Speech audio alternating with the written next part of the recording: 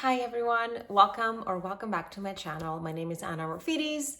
I am a certified wellness counselor and life skills coach, and today's video is going to be a answer from a question that I received from the last video that I posted that is phrased, why do we get obsessed and addicted to a certain person and how to heal from it? So today's video is going to be dedicated on answering this very relevant question that a lot of us, including myself, have experienced in relationships and or connections, whether it's new or existing or one that you're wishing to have. The quote unquote obsession and addiction to a certain person. So I want to tell you right now, it is not the actual person, it is what the person is representing, and we're going to dig deeper into that in this video. It's not about the person, because that could be any person. It's what the person is representing to our internal nervous system that translates to obsession and or addiction. Please make that to be your Bible. It is not that person, because it could be any person.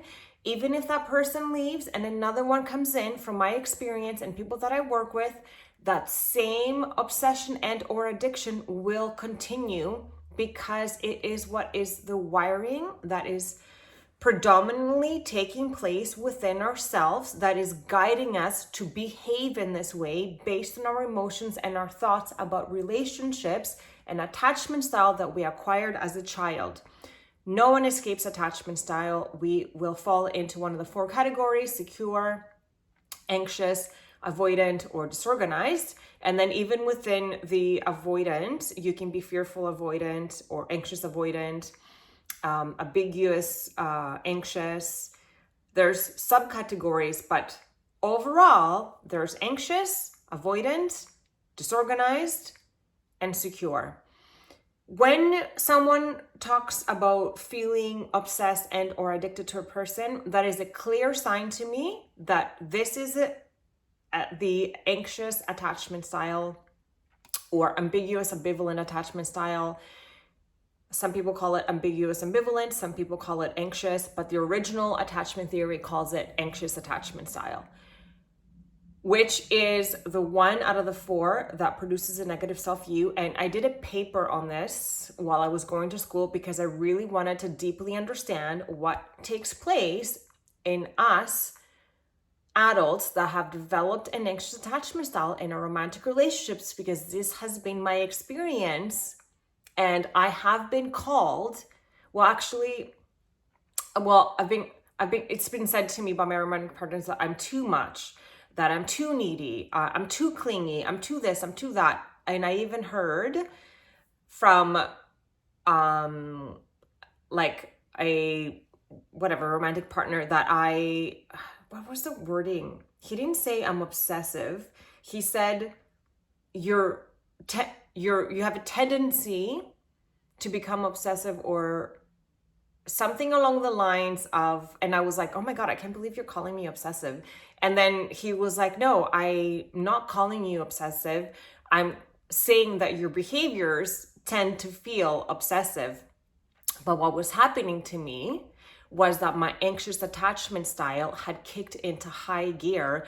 And when it kicks into high gear, because we're scared to be rejected, we're scared to be abandoned, we're waiting for the other shoe to drop, because that is what we acquired as a child, that we are not worthy to be loved. We're not worthy of connection. We're not good enough to be loved by anyone, because our emotional needs were not met by our primary caregivers. So now we are recapitulating that same experience with our romantic lovers. So we're going to draw in an avoidant 99.99% of the time that will make us feel that way. But we need to feel this shit in order to heal it.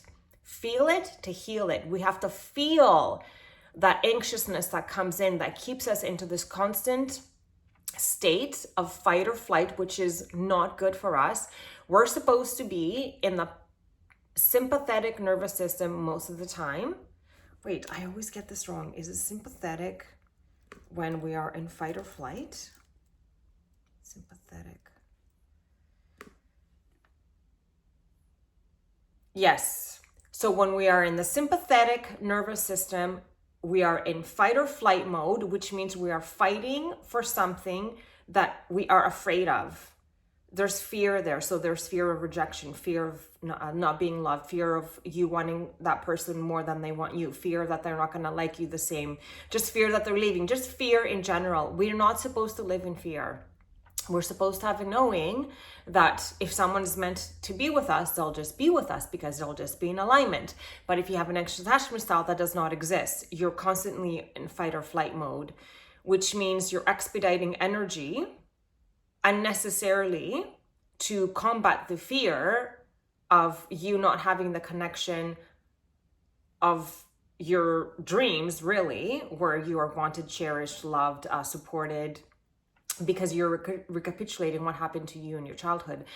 This was what was happening for me. So what happens is we are now, our inner child, trying to recreate that experience with our primary caregiver. And for me, that was with my mother. So now I am attaching, obsessive, addictive to the potential that this person carries to fulfill my unmet childhood needs. Let me repeat that again. The potential that this person is carrying to fulfill my childhood unmet needs is what causes us to act in that way. So it's not the person, it's the potential that they carry, but we don't really know this, right? It's disguised as if it's that person, but it is the potential that they carry. And that's why if that person leaves, we're going to have the same experience with the next one unless we heal ourselves. And I'm going to read you the paper that I did so you can truly, fully understand anxious attachment style and kick it in the butt for forever. I've struggled with this for 44 years. I'm telling you, I'm recently 45 and I finally kicked it in the butt. I've been working on it for the past 6 years, I think. I started when I was 38 because I really wanted to understand. So there is hope. And with understanding and awareness with knowledge of what this is, comes power and understanding, awareness, and then we can beat it. So I wrote this paper on the perspective of the anxious attachment style speaking to us and letting us know how it is affecting us and our romantic relationships. Hello, my name is anxious attachment or insecure attachment style. I originate from the emotional bond that connects an infant to their primary caregiver, this usually being the mother. The way in which that caregiver reacts to the behavior of the child will determine if I will develop along with this child. My cousins are secure attachment, avoidant attachment, and disorganized attachment. Much like myself, my cousins are also determined by the caregiver's reactions to the child in whether or not they will develop.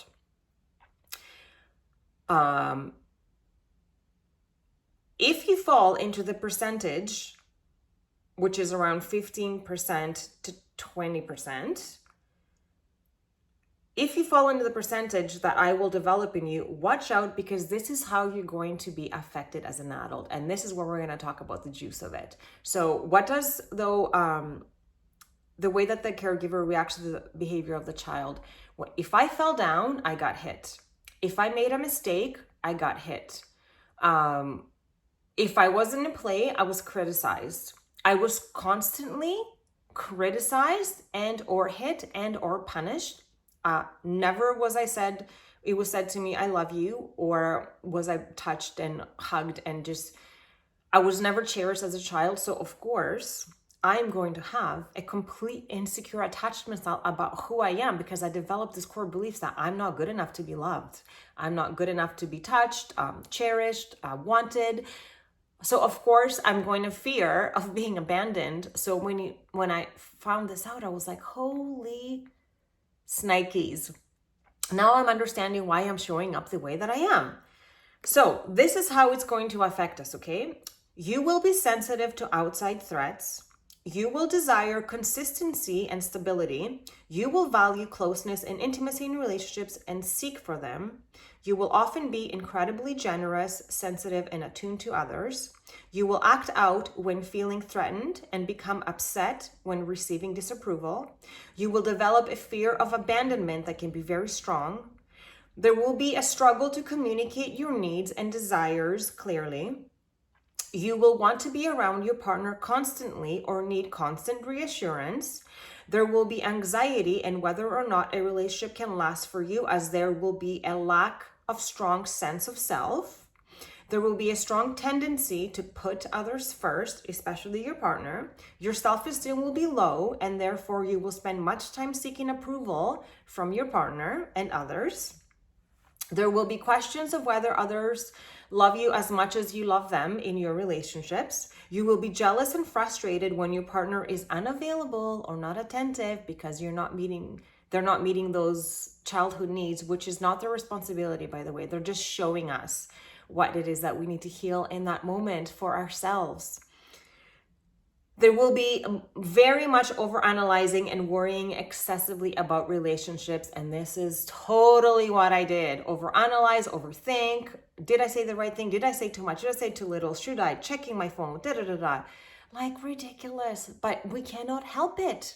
And I also tell you why, because this is deep down on a cellular level that is driving that behavior of ours, okay?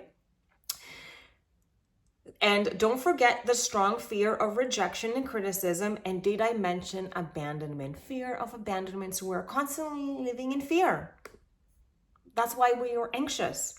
So although some things such as the value for closeness and intimacy, being attuned with our partner, and naturally wanting to help others may seem positive, there is a negative side to this, because being attuned to the point of questioning every move and thought a partner makes, it is not healthy and it will be very mentally and emotionally exhausting.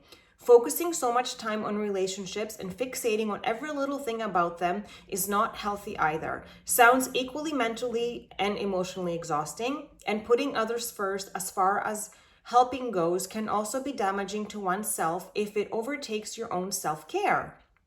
Again, this will be mentally and emotionally exhausting. So how is this happening and how am I able to affect you in this way? Is anxious attachment saying out to us, like, how am I able to affect you as an adult in your romantic relationships this way? Because attachment theory proposes that one of the central functions of attachment behavior is to alleviate distress by counteracting a fear response through socially co-regulated allostasis.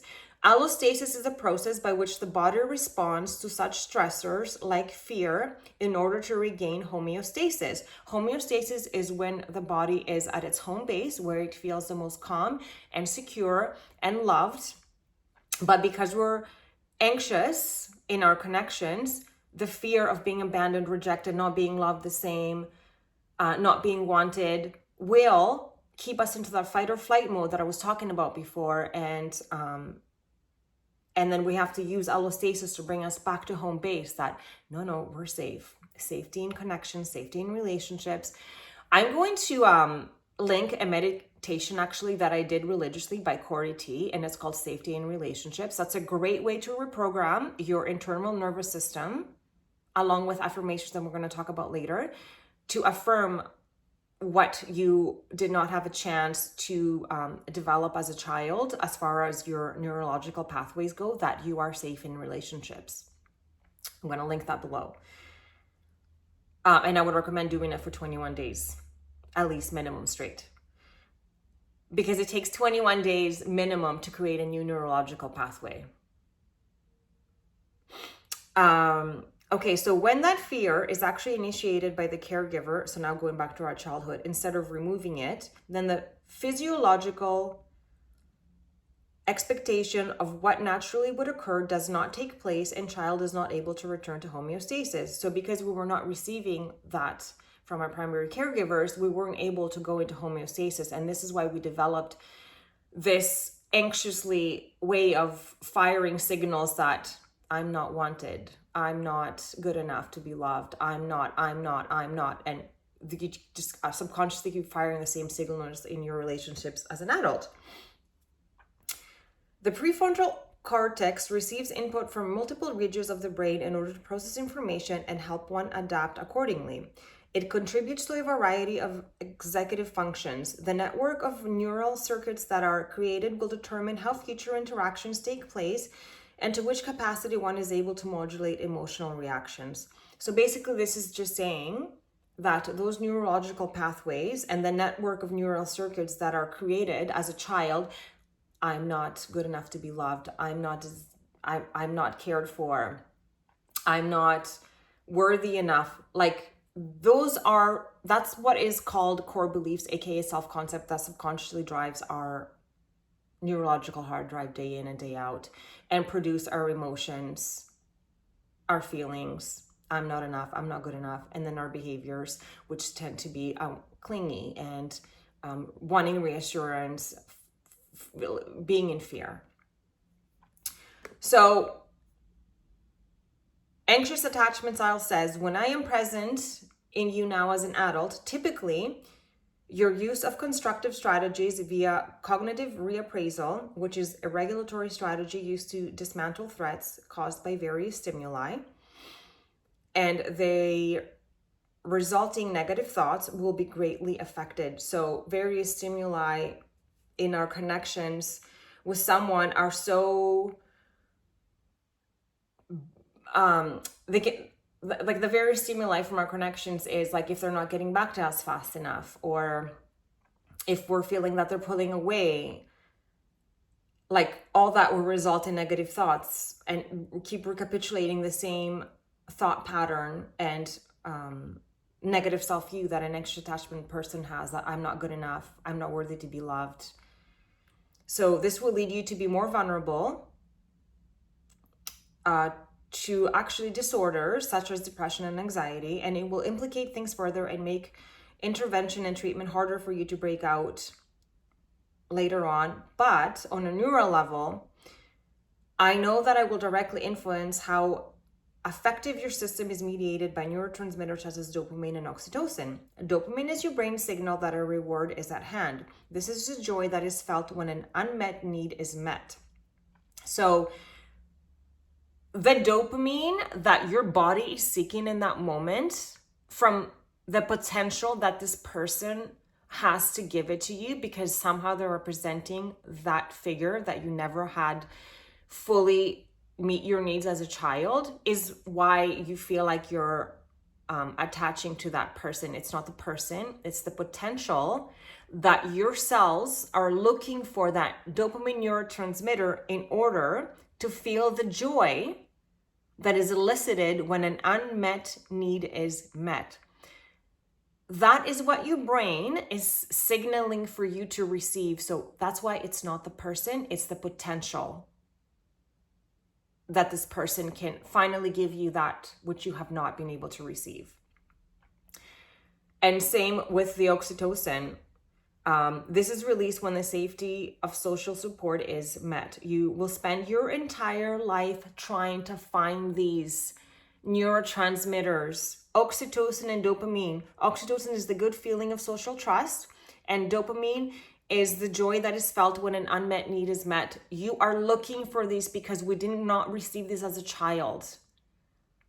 Our needs in that emotional state of what we needed to develop the 4 S's to be securely attached, safe, seen, secure, and soothed, we didn't receive them. So we are spending our life trying to find these. And this search will usually lead you to toxic relationships where you will be needy and not in control of your own validations. This is the only reason why this is happening. It's not the person. Okay? Now that we know this, we can, with management and awareness, I can go away. The repeated rejection felt as a child, which has now developed into a continuous wish for social co-regulation, can be managed in the following ways. Willingness to acknowledge childhood pain, right? So this is where inner child healing comes in. This is where we heal our attachment style, our abandonment issues, our rejection wounds. We bring compassion to the part of us that felt abandoned. Again, this is inner child healing. When your fears are triggered, look at the validity of them. Honestly, it's recapitulation of what happened to you in your childhood. That's all that it is. And a person is just representative of that experience. And we are bringing that in order for us to be shown where we are riding within our own selves to heal that. Learn to express your needs directly. Share your abandonment fears with those who earn your trust, and learn to know when you act out of fears in unhealthy ways. And this is why I created that anxious attachment workshop, which I'm going to link below, and it's going to take you step by step for at least 21 days. And then I added on an extra 7 days. So it's a total of 28 days to cultivate complete self-love and safety within yourself first, and heal that anxious attachment style, become so secure about who you are and how you should feel supported in life now and today, and watch magically the outside world match your new inner state of being, because personality creates our personal reality. Thank you, Joe Dispenza, for teaching us that. So if you're changing your anxious attachment style into a secure attachment style personality, then that will be reflected back to you in your connections. So being in tune with your feelings and knowing who you are and taking care of you can be met with the guidance of a trained helper to start building a healthy self and relationship template. So I've created all that, and I have a biopsychology degree and I have a counseling degree. Not that, like, I'm just saying that because I've studied these. So the things that I'm putting on this channel are valid, true workshops and concepts that exist in the therapeutic world that are true in their existence and have proven to work. And just as slowly as I develop and I became prevalent, just as slowly I can dissipate, so your own ability to reach homeostasis and stop seeking for that from outside factors, aka people, romantic relationships, or specific persons, because that could be anyone really. Okay, so your will stop seeking the release of the feel-good neurotransmitters from outside sources, as your own brain will now slowly regain its control in producing them. And you're going to do that by doing the 21-day workshop, where you're going to cultivate self-love and gratitude for who you are, because you're going to be producing all those for yourself. You're going to be doing for yourself the thing that unfortunately and or fortunately our parents were not able to do that for us for whatever reason. They didn't know any better, and my parents came from not very good circumstances. They didn't barely finish elementary school, were quite poor, came from a small village in Greece, so they did the best that they could.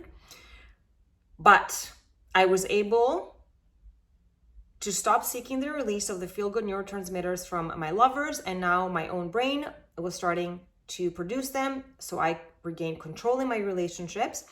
And then anxious attachment style says, once you do this, you will stop being a chaser in any relationship. Your self-worth will increase, because remember, anxious attachment style is the only one that produces a negative self-view.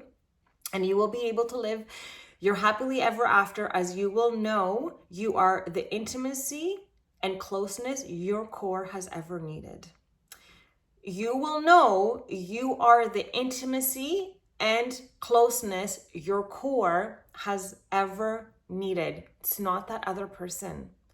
It's you. It's always been you. That's who you're looking for in the eyes of someone else. I promise you, I am a true testament of this. I have never been treated so well in my relationship, but it took, actually, even after this 21-day workshop that I did along with everyone in the summer, that elevated this masculine relationship that I am in right now to the next level, because I'm treating myself in the next level, the way that I think and feel about myself, what I say to myself when I look at myself in the mirror.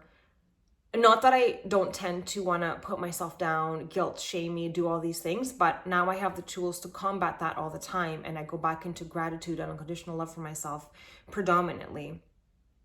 So I hope this video made sense, and I promise you it will go away. You can heal it. If I've done it, so can you. I've been called every name in the book. Believe me, it has not been easy. And yeah, it doesn't matter what you look like on the outside or any of that stuff. It doesn't matter. You're still gonna have that experience of being abandoned, left behind, waiting for the other shoe to drop. Like, if you are writing in an anxious attachment style predominantly from within you. So I'm wishing you so much love and healing. Thank you for this wonderful question. Thank you so much. If you liked anything about it, thumbs up. If you don't want to miss another video, hit that notification button. I'm so grateful for any part that you have with me on this journey. And if you have any more questions and or comments, concerns, I'd love to hear from you. You can put it in the comment box or contact me privately. Again, I love you, and I will see you next time.